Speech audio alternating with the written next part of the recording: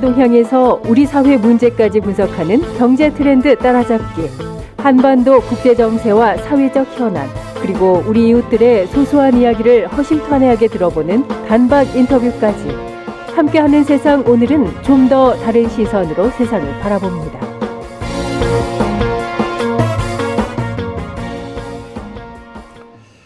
네, 그냥 일반적인 기업의 경영권 싸움이라면 이렇게까지 주목을 받지 않을 터인데요. 세계적으로 관심이 쏠리고 있습니다. 바로 우리나라 K-팝을 전 세계적으로 확실하게 알린 엔터테인먼트 기업 하이브와 그 산하 레이블 어도어 간의 진흙탕 싸움이 외신까지 주목하고 있는데요.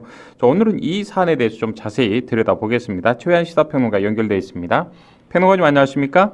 예, 반갑습니다. 최유한입니다. 예, 요즘 굉장히 핫한 이슈를 좀 이제 설명을 해 주실 터인데, 자, 먼저 사상 초유의 엔터테인먼트 기업 간의 갈등이라고 좀 규정을 해야 할까요? 이 하이브 산하 레이블인 어도어 경영진의 분쟁이 알려진 직후에 하이브의 주가가 무려 12% 넘게 이제 급락을 하면서 시가총액 기준으로 1조 2천억 원 이상이 증발을 했다라는 이제 평가인데, 지금의 상황이 어디서부터 좀 발단이 된 것인지 한번 짚어주시면 좋겠습니다.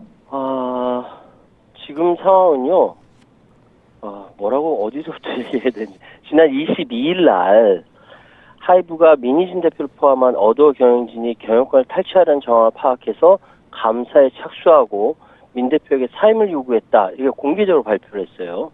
이게 어도어 지분 20% 보유하고 있는 민 대표를 포함한 경영진이 뉴진스라는 인기 아이돌을 배경으로 쿠데타를 일으켰다는 이제 하이브의 주장이거든요. 반대로 어도어는 경영권 탈취를 부인하면서 오히려 하이브 소속 걸그룹 아일릿이 뉴진스를 카피해서 뉴진스의 성과를 침해했다, 이렇게 주장을 하고 있습니다. 예. 여기에다가 무슨 무속인 등장하고 카톡대화 등장하고 직장인 푸념 나오면서 여러 가지 격가지 이야기들이 나왔는데, 핵심은 경영권 탈취 시도, 즉 뉴진스를 민희진이 데리고 탈하이브 하는 것이냐 아니냐, 이거거든요. 예, 본질은 그 문제라는 말씀이시죠? 예. 예. 욕설을 비롯한 격정적인 기자회견을 한 민희진 씨에 대해서 하이브는 워낙 사실관계가 맞지 않아서 대응할 필요 없다라고 얘기했다가, 이게 민희진 대표 기자회견이 이게 여론을 타니까 12가지 항목으로 조목조목 반박을 했습니다. 그래서 하이브는 자회사이며 뉴진스 소속사의 어도어의 민희진 대표 등을 업무상 배임 등 혐의로 지난 25일 수사기관에 고발한 겁니다. 네, 현재까지는 그렇고요. 자, 저도 뭐 이제 민희진 대표의 2시간 17분에 걸친 기자회견을 또 끝까지 뭐 한 2번 정도로 봤습니다만, 양측의 주장이 굉장히 극명히 갈리는 형국이더라고요. 사건이 이게 어디서부터 시작해서 어디까지 지금 진행 중인 것인지, 아마 우리 방송을 들으시는 청취자분들은 도대체 이게 무슨 말이지 라고 생각하시는 분들도 계실 것 같은데, 좀 자세히 좀 설명 좀 해주시죠. 아마도 이제 다 보시고 나서 예. 야, 하이브가 잘못했네, 이렇게 들으신 분도 계시고, 기자회견으로만 본다면은 약간 이제 하이브 쪽에 좀 과실이 있지 않나, 이런 생각도 들더라고요. 좀. 예. 또 상황을 좀 객관적으로 보면은 이거는 민희진이 욕심부린 거다, 이렇게 보는 사람도 있어요. 예. 그러니까 보는 관점에 탐욕스러운 따라 자본가 하이브냐, 다르군요. 예. 아니면 무사무욕한 장인 민희진의 폭로전이냐로 보는 것도 있고, 예. 뉴진스 납치 작전을 시도하는 민희진과 그걸 긴급 구조대로 진압한 하이브다, 납치 실패극이다라고 보는 관점도 있어요. 근데 12가지 항목이거든요. 네, 중요한 부분들에 대해서 좀 말씀을 드릴게요. 예. 첫 번째로 경영권 탈취에 관한 서로 간의 다른 이견입니다. 민희진은 카톡상에 나온 경영권 탈취는 농담, 사담이었다라고 주장하거든요. 근데 하이브는 긴 기간 동안 여러 차례 걸쳐서 제3자 개입이 동반된 계획과 실행이다.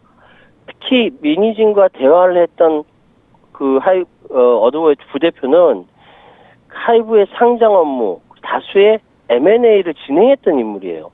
민희진이 나중에 부대표한테 이건 사담한 것으로 처리해야 돼라고까지 지시를 합니다. 이게 과연 사담인가 모르겠어요. 네. 두 번째로 금전적 보상이 적었다라는 이견인데, 민희진은 본인의 연봉이 20억이고 금전적 보상이 부족했다라고 주장을 해요. 근데 하이브는 이게 인센티브 20억이고 장기 인센티브 별도로 책정했고, 또한 거기에 대한 막대한 주식으로 보상했다라고 또 주장을 합니다. 서로 정반대되는 의견이죠.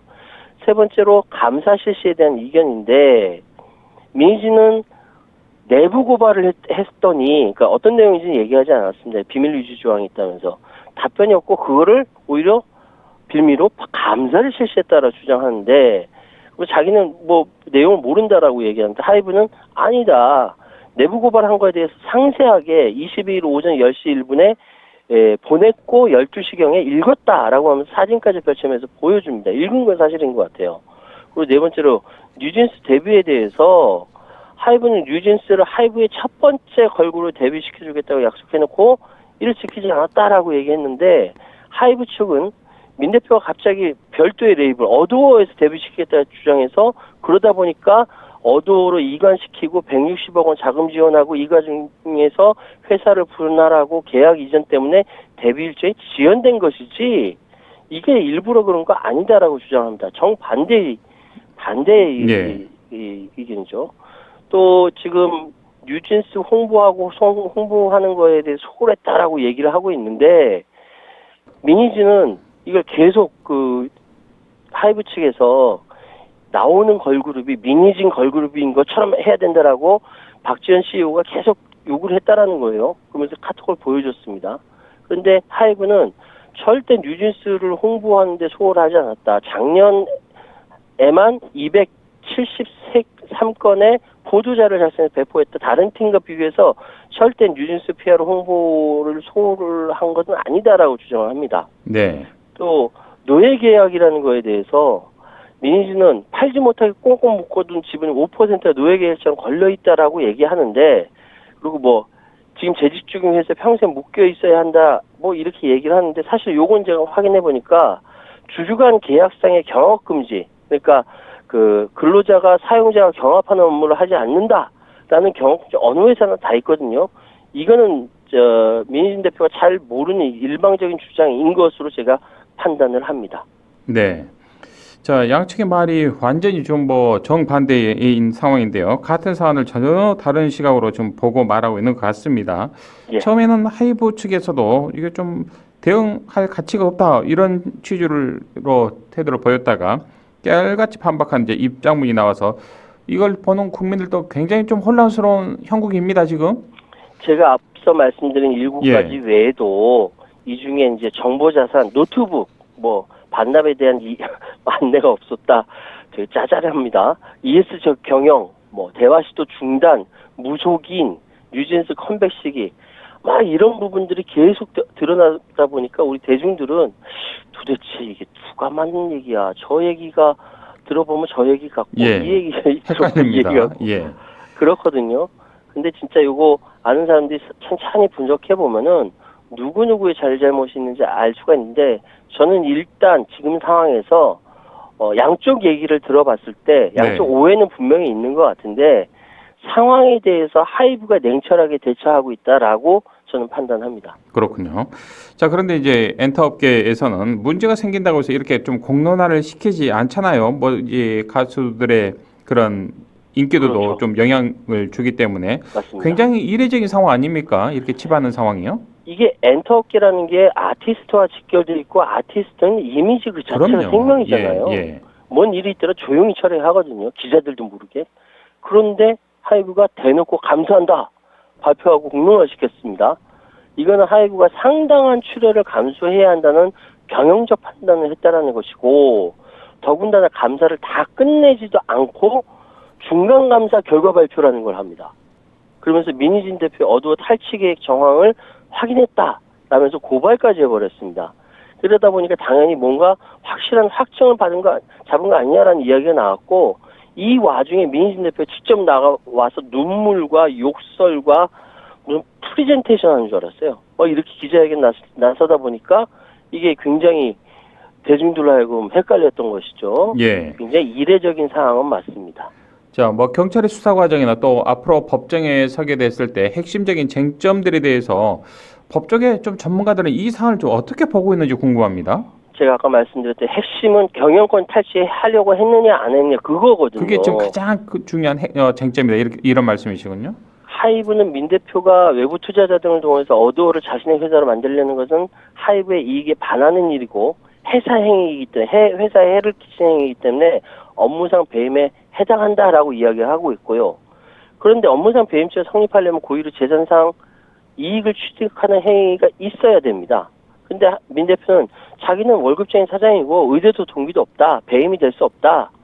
라고 주장하고 있거든요.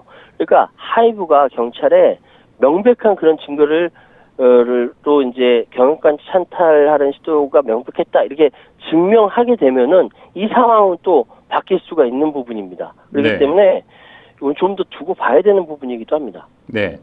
또 이제 의심이 가는 대목이요. 바로 민진 대표의 카톡과 메신저 내용인데 하이브는 이를 확인하고 물증을 확보했다라고 주장을 하고 있죠.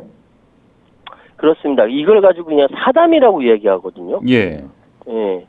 근데 여기 보면은 뭐 풋옵션 행사를 언제 하고 어도는 빈껍데기가 되면 권리 침해 소송 진행하고 재무적 투자자를 구하고 뭐 이런 식으로 얘기를 합니다. 굉장히 구체적으로 얘기해요. 이게 과연 사담인가? 전문가들은 이 민 대표가 자신의 지분을 처분하기 위한 사담이라기보다는 자신의 주식 관련 계약을 잘 파악하고 있는 자에게 업무 지시해서 전문가한테 자문을 받아서 그 답변을 회신받은 것으로 그렇게 보입니다. 네. 자, 그런데 이제 일대 주주 하이브의 지분율이 무려 80%나 되는데 민 대표가 가지고 있는 지분이 고작 18%인데 이런 거의 뭐 8대 2의 경영권을 과연 탈취할 수 있을 것인가? 가장 좀 상식적인 질문이 될 수 있지 않겠습니까? 이게 가능할까요? 가능합니다. 어떻게 결론적으로 가능합니까? 말씀드리면 가능합니다.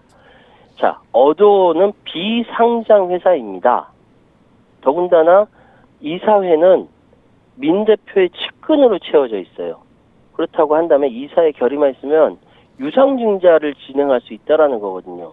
여기서 중요한 건 해외 투자자들을 구해서 유상증자를 해서 지분을 높이면은 50% 이상으로 하이브 지분을 역전시킬 수 있다라는 거예요. 예. 이런 사례는요 굉장히 많습니다. 근데 어디까지 지금까지 나온 건 정황진 거죠. 하이브가 실질적으로 그 핵심 증거를 잡았는지 아닌지 모르겠으나 일단 투자들과 공모를 했던 확실한 증거가 나오면 문제가 되지만 현재까지 업무상 배임이 가지 못한다라는 의견까지 있습니다.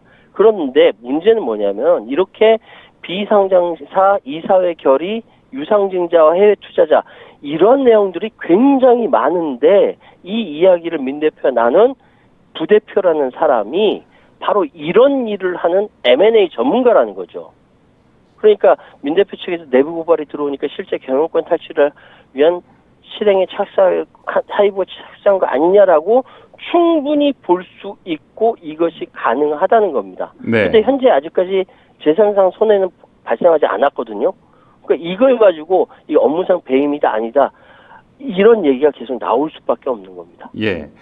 자, 갈등의 시작이 된 민 대표의 내부 고발이라고 지적한 사람이 많은데 물론 이제 비밀 유지 조항이 있다면서 민진 대표는 구체적으로 좀 밝히지는 않고 있습니다. 하지만 이제 문제의 본질은 바로 이 아일렛이 뉴진스를 좀 카피한 이 문제도 하나의 쟁점이 될 수 있지 않겠습니까? 그러니까 카피했다라고 해서 이게 문제다라고 얘기하는 사람도 그쪽 측면, 그러니까 민 대표 측의 주장이죠. 측면에서 예. 이것이 본질이라고 얘기하는 것이고요. 하이브 측에서는 그게 본질이 아니라 경영권 탈취가 본질이다라고 맞서고 있는 겁니다. 그러니까 뉴진스는 하이브의 귀속 자산이고 뉴진스 멤버들은 대부분 하이브 산하의 레이블 출신 연습생으로 구성되어 있는데 설령 아일릿이 뉴진스의 일정 부분 카피했다 하더라도 이걸 어두워 측에서 문제 삼을 수 있느냐라는 이야기가 나올 수 있죠. 하이브는 아일릿도 뉴진스가 잘 되기를 바라니까 양식 대비나 홍보 시절 조절하는 건 당연하지만 그냥 어두워 측에서 과도한 간섭 아니냐라고 보고 있는 거죠. 그런데 어두워는 예. 다른 레이블들이 하이브에 100% 이렇게 흡수됐지만 하이브로서 독립성을 보장받고 있거든요. 그러면 뉴진스 관련 창작 권리가 어디에 있는지, 어두워에 있는지, 하이브에 있는지.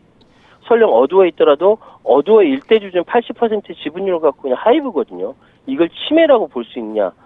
여러 가지 복잡한 이야기가 나올 수밖에 없지요. 네. 자, 뭐 여전히 현재 진행형인 사건이고 단순히 기업 간의 이제 갈등을 넘어서 K-팝 전체에 영향을 줄 수도 있기 때문에 좀 문제가 더 커질 수밖에 없지 않을까 싶은데요. 어떻습니까? 끝으로 좀 마무리 한 말씀 해주시죠. 최악의 상태는요. 예.